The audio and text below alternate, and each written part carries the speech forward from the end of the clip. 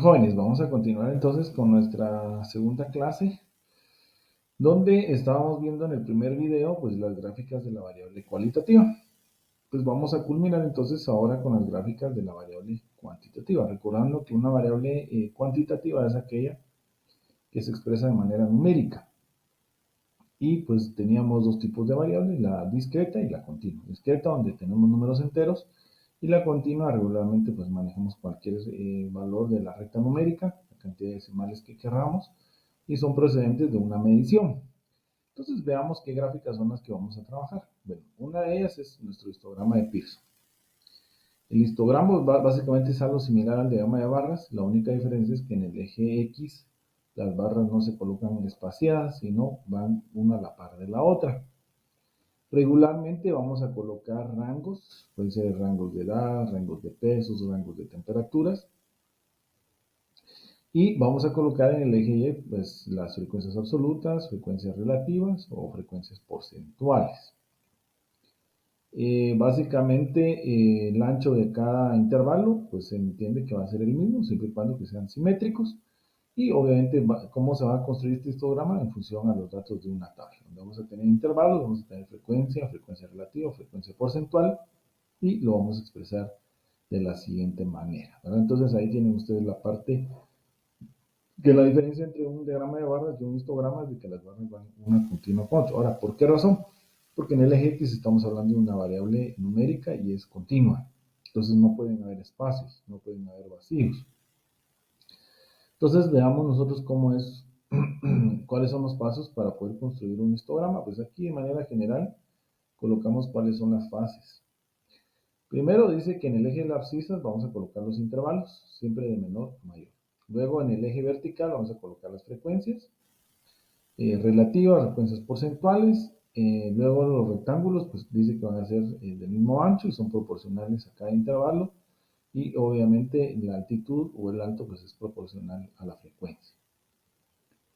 Muy bien, entonces básicamente estos serían los elementos que tenemos que seguir para poder realizar un histograma.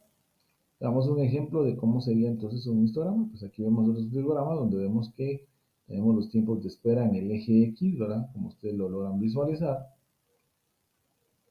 Y vemos que tenemos los intervalos de 0 a 10 minutos, de 11 a 20 y hasta llegar al último intervalo que es de 91 a 100.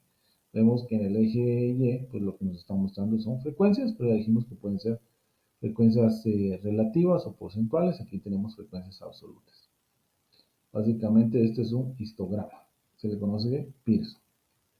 Característica, no hay espacio entre los rectángulos. El polígono de frecuencias. Este es algo similar, solo que el polígono de frecuencias más a veces se utiliza para variables cuantitativas discretas, cuando nosotros tenemos valores puntuales, por ejemplo 0, 1, 2, 3, 4, 5, ¿verdad? Pero también se puede utilizar cuando tengamos intervalos. Cuando se tienen intervalos se utiliza el punto medio o la marca de clase de cada intervalo. Básicamente en el eje Y pues también podemos mostrar las frecuencias absolutas, relativas y porcentuales. Y como les decía, las bases de los rectángulos que utilizamos para una variable continua, vamos a manejar los puntos medios. A continuación vamos a un ejemplo de un polígono de frecuencias. En la práctica a veces se construye el histograma y sobre el histograma se construye el polígono de frecuencias. Aquí tenemos, miren, si se dan cuenta, aquí tengo un mix, ¿verdad? Donde tengo un diagrama, perdón, un histograma de Pearson, donde tenemos los rangos, ¿verdad? En el eje X, ¿verdad? Y ahí se construye en base a las frecuencias, ¿verdad? No hay espacio entre los rectángulos, pero vemos ahora nosotros el histograma, y el histograma son estos puntos, ¿verdad? Si se dan cuenta, la mitad de cada rectángulo da la alineación para la frecuencia que le corresponda a cada punto. Y entonces, si ustedes se dan cuenta, aquí es la mitad básicamente, ¿verdad? De cada rectángulo es donde se va a colocar un punto y corresponde a la frecuencia de ese intervalo. A eso se le conoce la unión de todos los puntos, pues se le conoce como polígono de frecuencias, ¿verdad? Entonces, se dan cuenta, es bastante sencillo realmente hacer un diagrama, un polígono de frecuencias. Y para culminar, Las gráficas para la variable cuantitativa también se utilizan, en este caso las ojivas. Esto se le conoce como ojiva de Galton. Y básicamente en el eje X que vamos a colocar, pues volvemos a colocar otra vez, podemos colocar los límites de cada intervalo, ya sea inferiores o superiores. También podríamos colocar alternativamente los puntos medios o marcas de clase. ¿Verdad? En el eje de las ordenadas o el eje Y se va a colocar las frecuencias acumuladas, no las absolutas, sino acumuladas. En su momento, pues vamos a trabajar fuertemente esto, pero aquí vamos a ver que se va a expresar regularmente la ojiva, ya sea de manera ascendente o de manera descendente. Muy bien, entonces dice que se puede construir con frecuencias acumuladas o con frecuencias relativas acumuladas o frecuencias porcentuales acumuladas, pues como lo queramos nosotros diagramar o dibujar, ¿verdad? Muy bien, entonces veamos un ejemplo. Miren, si ustedes ven, en esta gráfica lo que observamos nosotros son los límites de cada intervalo, ¿verdad? Ahí están todos los límites. Y vemos sus frecuencias acumuladas. Entonces, si se dan cuenta, aquí hay un punto, ¿verdad? Aquí hay un punto, aquí hay otro punto, aquí hay otro punto. ¿Y qué es lo que se hace con esto? Pues básicamente los puntos se unen. Y vemos nosotros cómo va ascendiendo, cómo se van acumulando los datos a partir de que se van incrementando, pues en este caso, los intervalos. El intervalo o el dato es básicamente lo de los tiempos, ¿verdad? Cómo es que se va acumulando. Esta ojiva, su particularidad es de que más o menos tiene que parecerse a la mitad de una curva normal o la famosa llamada campana de Gauss, donde nos va diciendo entonces que los datos se van aglutinando de una manera normal. Ahí al momento que tengamos el ejemplo, pues vamos a dar ya la interpretación de la ojiva.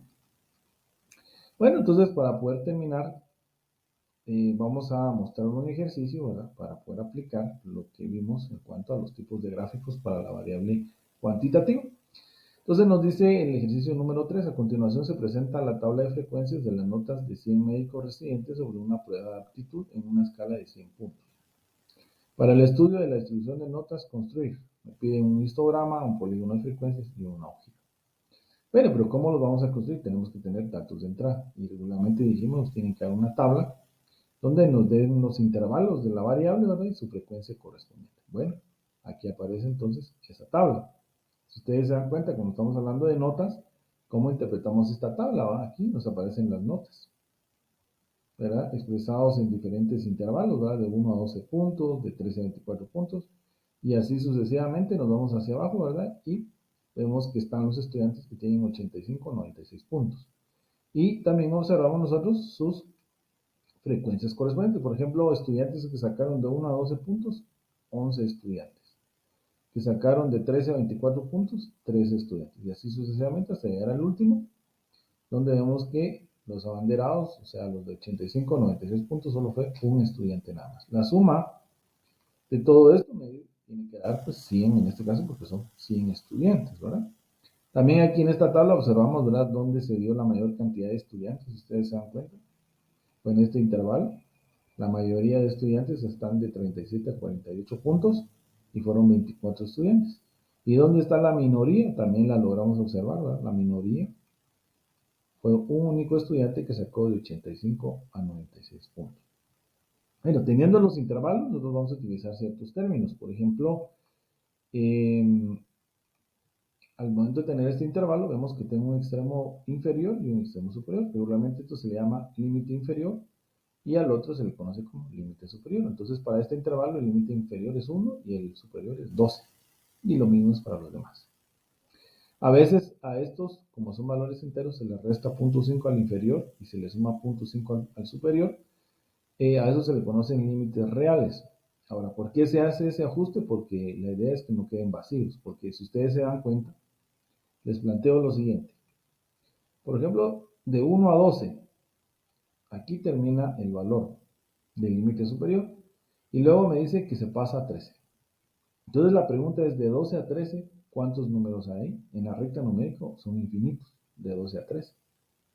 Entonces, para que no existan esos espacios es que se generan los límites reales. Por eso cuando estemos trabajando más la serie de datos ocupados, pues vamos a profundizar en esto, pero solo para que ustedes tengan una idea que a continuación vamos a tener la tablita y se hacen algunos ajustes para poder diagramar de manera correcta pues los gráficos que nos piden. Muy bien, entonces ahora aquí tenemos nuestra tablita, a eso se le conoce como nuestra tabla de frecuencias, realmente es bien sencilla, ¿verdad? Las primeras dos columnas nos las proporcionaron, o sea que aquí no nos perdemos de nada. Luego la tercera columna es lo que les mencionaba, donde colocamos el límite superior, o sea, si se dan cuenta, estamos colocando los valores extremos derechos de cada uno de los intervalos. Y luego lo que vamos a hacer es que en la quinta columna le vamos a conocer como el límite real superior.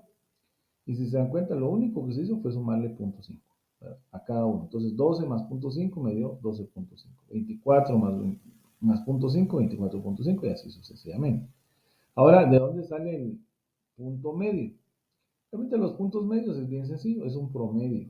¿Cómo se saca un promedio? Se suman ambos valores. Entonces, por ejemplo, ustedes toman el primer intervalo y toman el inferior, que es 1, y el límite superior, que es 12. Entonces sumen 1 más 12 y les va a dar 13. Dividido 2, porque estamos sacando un promedio, me da 6.5. Lo mismo para el siguiente intervalo. Tienen 13 más 24, les da 37. Divídanlo entre 2, les da 18.5. Y la lógica es la misma hasta llegar al último punto medio o marca de clase. Luego vienen los valores porcentuales, que también estos nos van a servir para diagramar en el eje Y.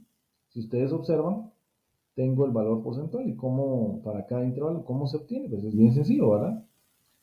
El primer intervalo tiene una frecuencia de 11 y el total de datos son 100. Entonces ustedes dirían 11 dentro de 100 por 100, básicamente les va a dar el 6.50%. Y así sucesivamente ustedes pueden ir generando los siguientes, digamos, porcentajes hasta llegar a obtener, pues básicamente los diferentes valores. Y por último tenemos la frecuencia porcentual, ¿verdad? Que en este caso, pues, de hecho aquí está mejor dicho. ¿Verdad? Aquí tenemos nosotros una columna donde se van obteniendo los diferentes valores. Por ejemplo, aquí vamos a checar. A ver, 11 dividido 100 nos va a dar 0.11. Perdón. Estaba viendo que estos porcentajes que están aquí creo que no están correctos. Entonces, estos yo creo que hay que corregirlos porque 11 dividido 100 básicamente nos da 0.11, o sea, sería el 11%. Entonces, por favor, estos valores, aquí se los estoy colocando, miren, una X, no me había percatado. Estos, por favor, omitámonos. Hagamos el cálculo correcto. El cálculo correcto es 11 dividido 100, me da el 11%. 13 dividido 100, el 13%.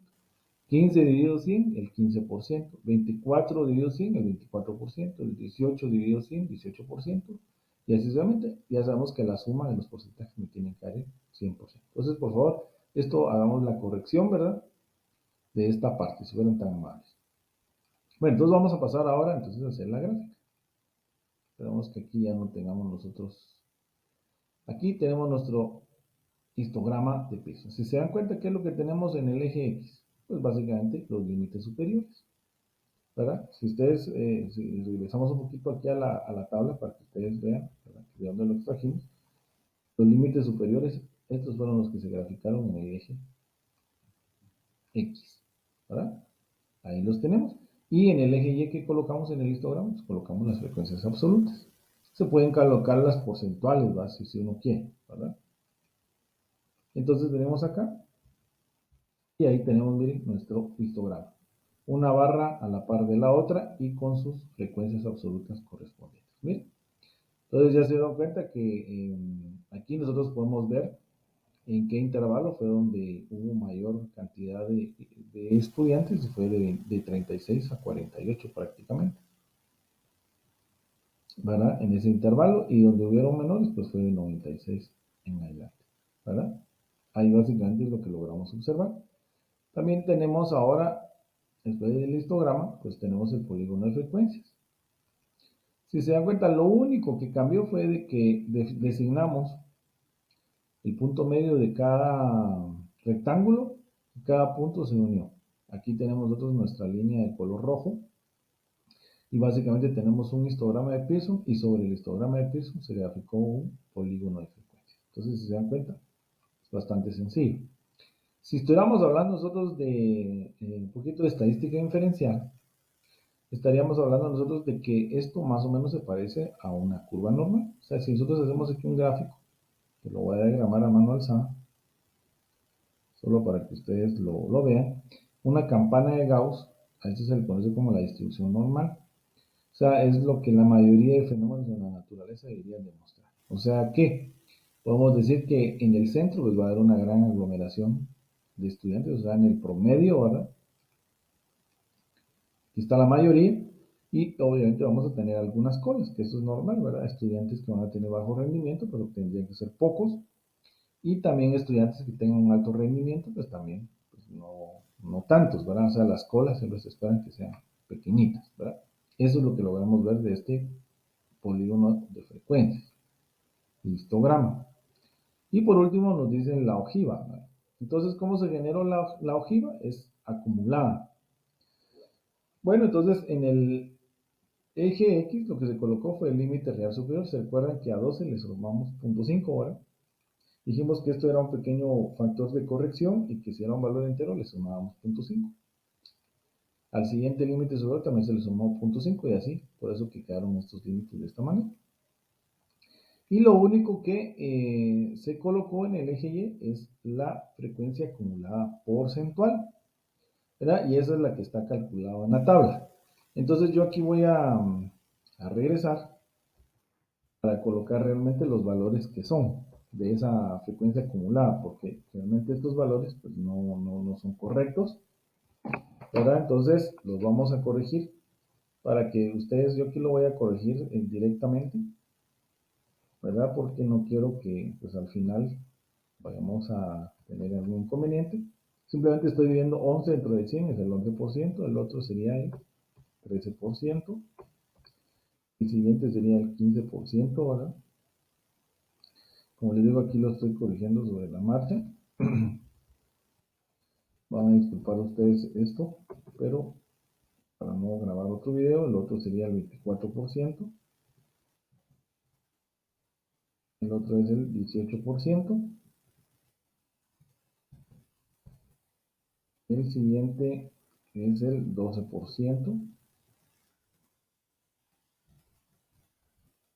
el siguiente es el 6%. Y por último tenemos el 1%. Eso si estaremos hablando de la frecuencia porcentual, ¿verdad? Ahí está. Ahora la frecuencia acumulada, que esto es F mayúscula, digamos, esto realmente se presenta como F. F porcentual, o sea, el valor de cada categoría dividido el total, que son 100. Ahora sí, la frecuencia acumulada, lo que vamos a hacer es que vamos a tomar la primera frecuencia, que es 11%. A 11% le vamos a sumar la siguiente, nos da el 24%. Si a 24% le sumamos el 15%, nos va a dar el 39%. Ahora, 39% le sumamos 24, entonces sería el 63%. El 63% le sumamos el 18, nos va a dar el 81%.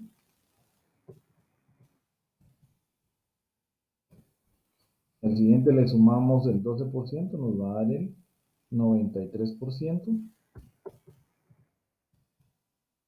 Y luego le sumamos el 6%, nos va a dar el 99%. Recordemos que la frecuencia acumulada nos tiene que dar el 100%, ¿verdad? Que está tomando en cuenta todo. Entonces ahora sí se los voy a presentar ya corregido, ¿verdad? Ya para que ustedes vean que la tabla está correcta. Ahí está. Entonces repito cómo se calculó la primera columna.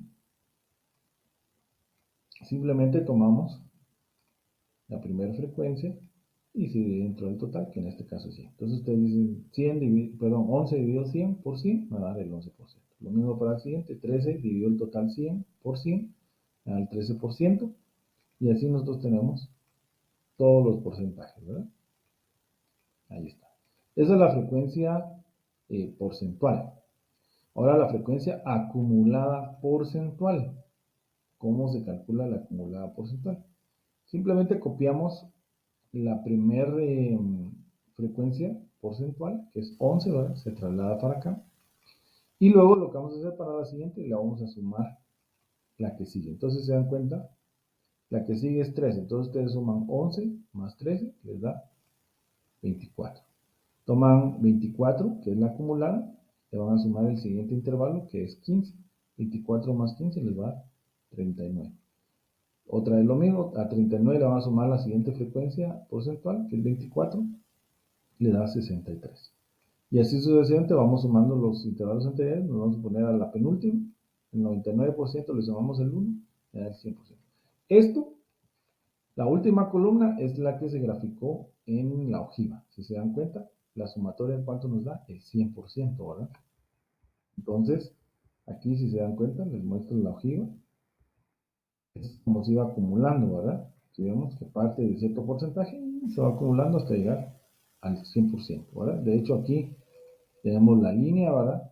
Que nos está indicando el 100%, ¿verdad? Cómo es que se van acumulando los datos.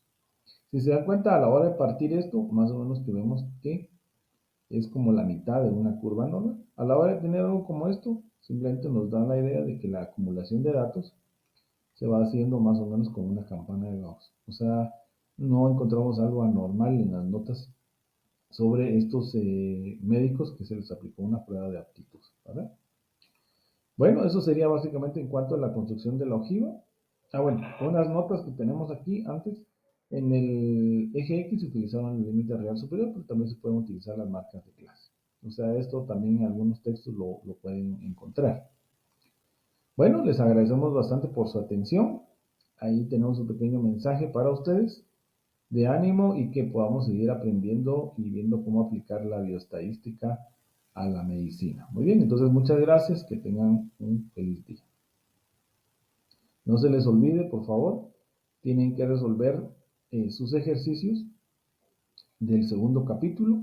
De hecho, es la segunda parte que tienen que resolver en el site. Nosotros les estaremos publicando pues, cuáles son los ejercicios que tienen que resolver del capítulo 12. Pero básicamente es completar los ejercicios que están en ese capítulo número 2 del libro de texto. Muchas gracias.